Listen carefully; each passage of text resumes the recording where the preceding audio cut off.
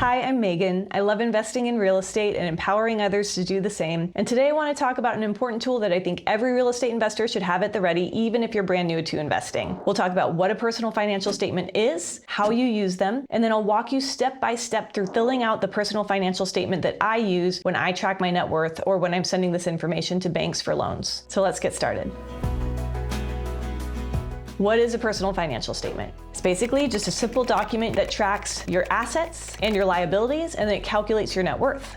Your net worth is all of your assets minus your liabilities. And when we go through this spreadsheet in a few minutes here, you'll see what you include in each of those categories, both assets and liabilities. And why do you need one of these? Well, first of all, as you continue in your investing career, it's likely that you'll end up getting loans outside of conventional loans. So you'll get commercial loans or DSCR loans. And when you go for this type of loan, there's different type of documentation needed. One of the documents that you're usually going to be asked for is a personal financial statement, because the bank or the lender wants to see what your financial strength and readiness is outside of just your income, because they're not looking as heavily at your income with these types of loans. But the second, and I think more important reason to have a personal financial statement and to be doing these right now is because it helps you track your net worth over time. It's going to help you track your progress. As they say, you can't improve what you don't measure. So no matter where you are in your journey right now, maybe you have a little bit of net worth or not very much at all, or maybe you're in the negative, you're in the red right now. It doesn't matter. Get started. Start tracking now. It'll help you understand better what goes into that net worth calculation,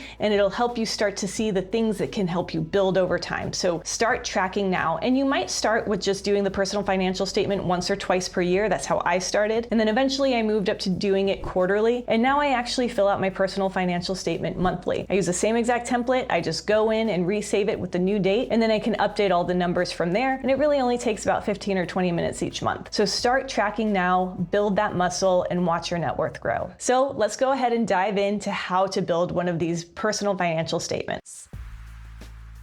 Of course, you're going to want to start with a template, usually in Excel, and you can scroll down below and get the link to the template that I'm using here, or you can just look on Google for one that you like better, or even ask your bank and see if they have one that they prefer you to use. But whatever you do, find a template that you like and stick with that over time if you can, because it helps to see the differences and the changes over time a lot more clearly if you're using a consistent method. Now, this one that I have here is a template that I got from one of my banks a while ago, and I made a couple adjustments over time, but I've worked with a lot of banks since then and continue to use the same template. They're always happy to take the template that I have, because as long as the information is clear and it has all the information that they need, it doesn't have to be their own template. So let's go through and start with what I call the background information. So on top of the assets and liabilities, there's a lot of background information that you include in these personal financial statements. So here you can see that I would fill out my name, social security number, address, email address, date of birth, your position or occupation, the address of your job, or if you run your own business from your home like I do, I just put the same address in as above,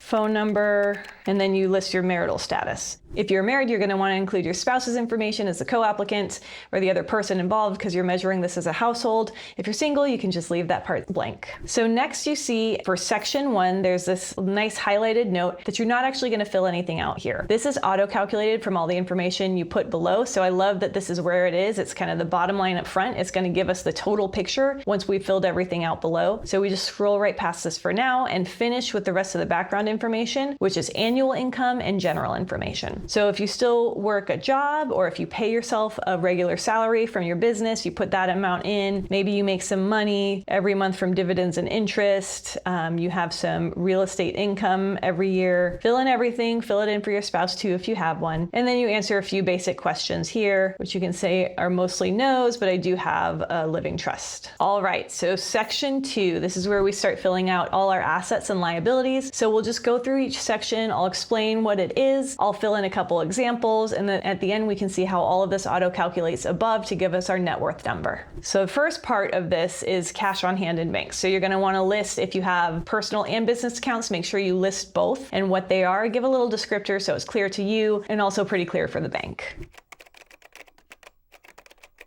And in our example, we're just going to say that we're very loyal to American Bank. And they have all of our personal and business checking and all of our loans as well. But the likely scenario as you get further into your journey is that you're going to have more than one bank you're working with, and this helps you keep that all clear. This question here, pledged as collateral, just means, are there any lenders who have said that this account is collateral against a certain loan that you have with them? So unless you're kind of cross-collateralizing in some way, or you're pledging this money towards something else, you can put no in that column. Okay, next, marketable securities owned. So this is stocks and bonds that you own outside of retirement accounts. A retirement account, you've got to keep it in there until a certain age, or else you're going to get dinged with different fees when you try to take the money out. But with marketable securities, just in a regular brokerage account that's not a retirement fund, you could cash that out at any point, so it's a little more liquid. So I do have a small brokerage account, and I'll list the amount that I have in that. The rest of my stocks and bonds are in retirement funds, so we'll get to that later. Life insurance. If you have a life insurance policy that has a cash value, you can list that here. I don't have anything like that with a significant amount, so I don't put anything in that section. So let's move on to my favorite section, Schedule 4, which is real estate owned. Now, some people don't include your primary residence in the net worth calculation. Others say you do include it. The bank that I use sent me this template that included a primary residence section in the real estate owned, so I make sure I include all of it. And there's a lot of information you can put in here. I'm going to skip over some of this information for now, just for time, date acquired, original cost, etc. But I do think you should always note your percentage ownership, because especially when it comes to rental properties, you might start partnering and you don't own 100% of that asset. And then make sure you include the balance due and the current market value, because that's both the asset and liability side that's going to help determine what your net worth is. So the balance due would be, let's call it 300. That balance due is the liability, but the current market value is the asset. With current market value, that one is hard to update consistently. You're not going to be getting an appraisal every year. It's a little pricey to do that. I tend to just use my latest appraisal and understand that my net worth is, I'm kind of showing the worst case scenario or the past scenario. It's not fully up to date, but I think that, in my opinion, is better than using Zillow values, which I don't think are always very accurate. However, I do know a ton of investors who have tens of millions of dollars of net worth with real estate investing, and they do use the Zillow values. So it's really up to you. I just prefer to use the actual appraisal amount that I had on my last appraisal. And I do tend to get updated appraisals every probably about 3 years. So it's never too far behind. And we'll just fill some information out for these rentals. And then I'll do an example here of a 50% ownership.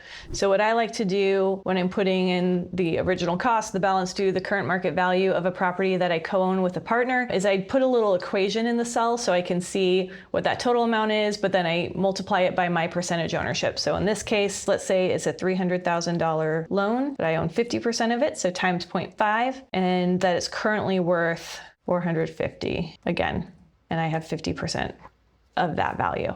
So again, you can go back through here. I do include the date acquired, the original cost, the creditor, maturity date would be the date that you pay off the loan, and what my monthly payment on it is. But what really calculates your net worth is that current market value minus the balance due. So for today's example, we'll just focus on that. All right, Schedule 5, notes and accounts receivable, and Schedule 6, business ownership interests and notes due from related parties. These things have more to do with if you're lending to people, if you have business ownership interests. So if you're just in real estate, you're not lending to others for their real estate investments, you don't own a business, you haven't lent to someone for their business, generally you're going to be leaving these sections blank, and we're going to keep scrolling down to Schedule 7, which is retirement accounts. And a lot of us probably have those, maybe not all of us. So I'm going to go ahead and say that I have a Roth IRA, Vanguard, which is where I have all of my stocks held, and my current market value is 100,000. And then I have an old 401k as well, and that one's worth 100,000. Personal property and automobiles. For automobiles, these are depreciating assets. I don't put a lot of stock into these personally, but I do list my automobile. Go ahead and put my mom SUV in here. And I have a zero balance due on my vehicle. For current market value, every year, maybe a couple of times every year, I'll go into Kelley Blue Book online and get the Kelley Blue Book value of my vehicle. I've got an older vehicle, so it's not worth a huge amount. And then other personal property. This would probably be referring to really pricey jewelry or different assets around your home, maybe a boat or some other thing like that. I don't really have anything that I put in that category, so I just leave that part blank. Schedule 9, accounts and bills. bills payable. So the big thing for me in this section is credit cards. I do charge all of my personal and business expenses to credit cards, separate credit cards. I make sure I keep my personal and my business expenses separate, but I charge it all to credit cards every month, and then I pay it off every month. It builds your credit to show that you can utilize that credit in a responsible manner and pay it off every month. It also builds my travel points, and I love to pay for flights with points from credit cards. So I always have decent sized balances on my credit cards until I pay them off at the end of the month. And every time that I update this net worth, I go in and I make sure that I'm checking my current balances on those credit cards. So I tend to use Chase Bank.